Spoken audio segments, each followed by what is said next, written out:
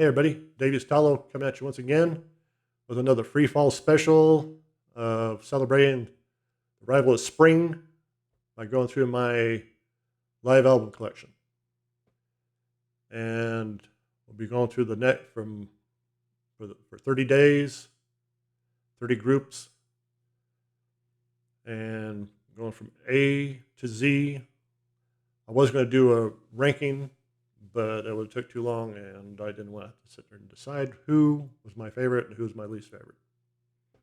So anyway, I thought that'd just be more fun, a lot more quick, you know. 'Cause sometimes those ranking videos episodes can take over an hour. So anyway, day 4, we're gonna be doing Blue Oyster Cult if you haven't guessed. So let's get into this. Released on Columbia Records on February 27, 1975. Talking about On Your Feet or On Your Knees. A lot of people revere this album. Let's see. This open. Show you the inside, which is just the group with a bunch of druids in the front there. Oh. I think there's probably, there's some pictures here on the sleeves.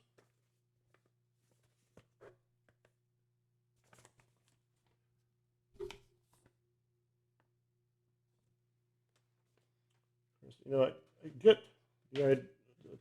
I suspect that back then the cameras they used weren't too good because they came out weird. Maybe they did that on purpose. I don't know. Because I've heard stories where the lighting and everything's screwed with the taking of the pictures.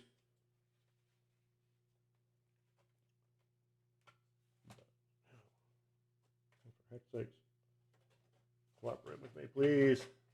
There we go.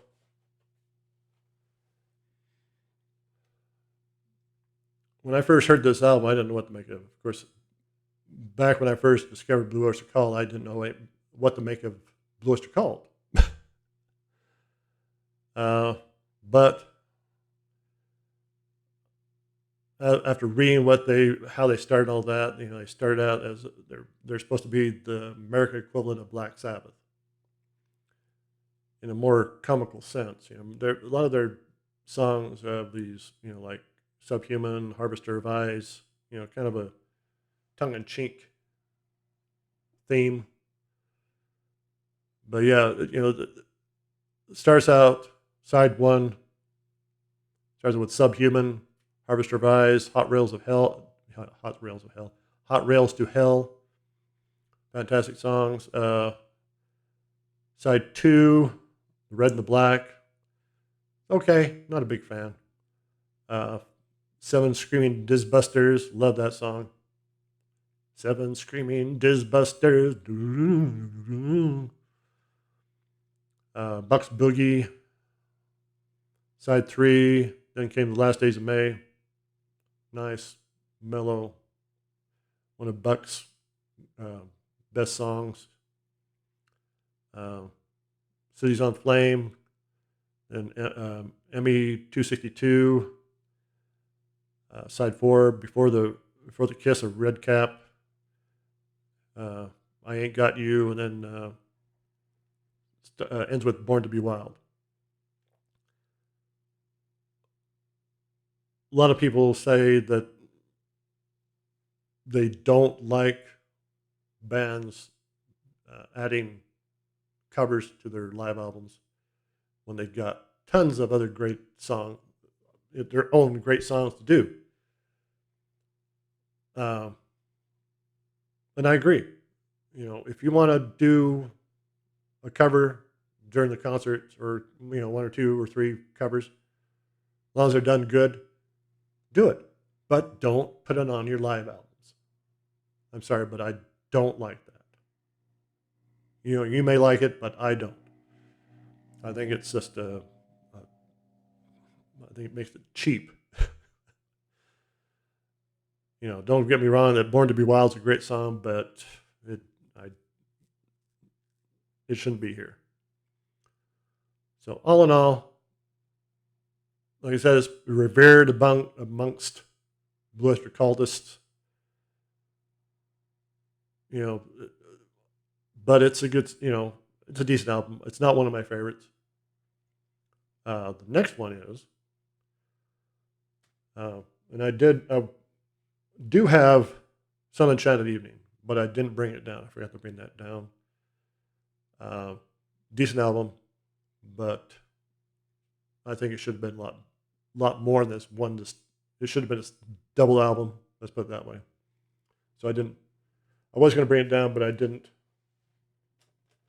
because these two albums that I do have, these other two albums are great, especially this one. Let's get to here.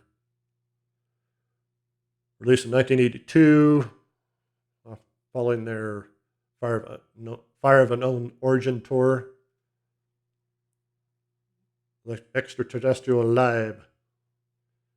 Love this album. It's just chock full of energy. I mean, it starts out with Dominant Submission. Fantastic. Cities on Flame with Rock and Roll. Doctor Music. Some people like, that's off their Mirrors album. An album, some people like that, some people hate that album.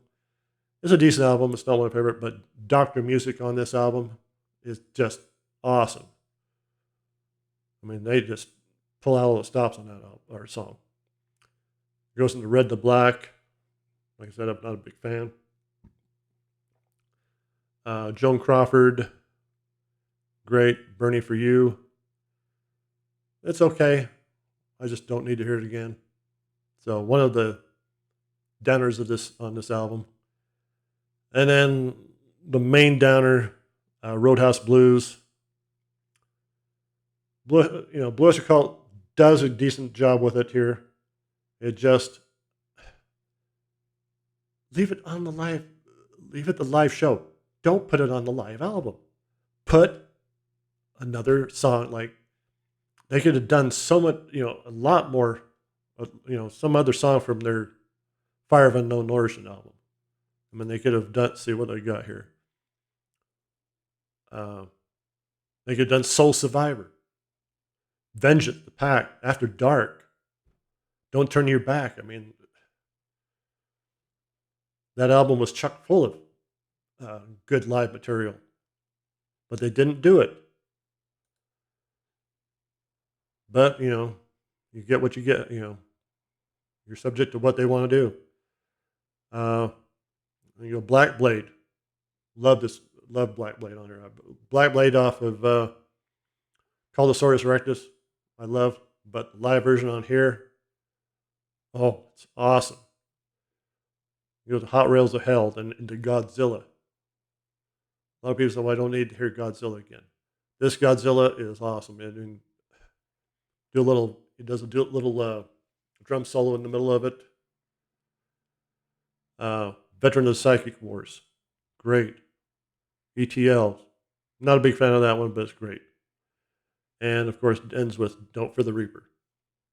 I mean, awesome album.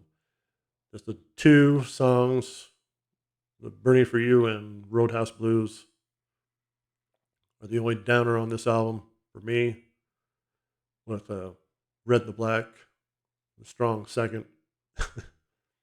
But anyway, check this album out. Let's see, show you there's the band. Fantastic group, fantastic album. Definitely check it out. Check these guys out.